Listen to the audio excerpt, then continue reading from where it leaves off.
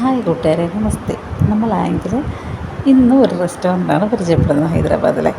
ഞാൻ ഇന്ന് കഴിഞ്ഞ തവണ പറഞ്ഞായിരുന്നു മുറ്റത്തെ മുല്ലയ്ക്ക് മണമില്ലെന്ന് പറഞ്ഞിട്ട് ചെന്നൈയാണ്. ആ മുറ്റത്തെ മുല്ലയെ ഇത്. ഞങ്ങളുടെ വീടിനടുത്തുള്ള ഒരു മലയാളി റെസ്റ്റോറൻ്റാണ് ഇത്. ഒരു കുഞ്ഞു ഒരു റെസ്റ്റോറൻറ്റ്, നല്ല രസം കേട്ടോ. ഒരു ചെറിയൊരു കടയാണ്, പക്ഷേ ആണെങ്കിൽ നല്ല രസമെന്ന് വെച്ചാൽ നല്ല ഫുഡാണ്, നല്ല ആൾക്കാരാണ്. അവർക്ക് നമുക്കടുത്ത് വന്ന് ആ സ്നേഹത്തോടെ പെരുമാറുമ്പം തന്നെ ഭയങ്കര സന്തോഷമാണ്. ഒരുപാട് മലയാളികൾ വരും കേട്ടോ. ഇവിടെ ഫോറിൻ ലാംഗ്വേജിൻ്റെയൊക്കെ യൂണിവേഴ്സിറ്റി തൊട്ടടുത്ത് തന്നെയാണ്. അന്നേരം അവിടെ നിന്നൊക്കെയുള്ള കുട്ടികളാണ് കൂടുതലും. എല്ലാ തവണ ചെല്ലുമ്പോഴും വേറെ കുട്ടികളെ കാണാറുണ്ട്, പരിചയപ്പെടാറുണ്ട്. ഇവിടുത്തെ ചേട്ടന്മാരൊക്കെ നല്ല രസമാണ്, ഇവിടെ ജോലി ചെയ്യുന്നവരൊക്കെ. എന്തായാലും നമുക്ക് മനസ്സും വയറും നിറച്ച് ഫുഡ് കഴിക്കാൻ പറ്റും, അത് ഉറപ്പാണ്. ഇത് ഫസ്റ്റ് ഫ്ലോർ ആയതുകൊണ്ട് തൊട്ടപ്പുറത്ത് ബ്രിഡ്ജാണ്.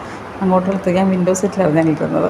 ആ ഒരു വ്യൂ കേട്ടോ. വിൻഡോയിലൂടെ നോക്കുമ്പോഴൊരു DJ പാർട്ടിയൊക്കെ നടത്താൻ പറ്റിയ അന്തരീക്ഷമാണ്. നല്ല രസം ഇവിടുത്തെ ലൈറ്റൊക്കെ കാണാൻ.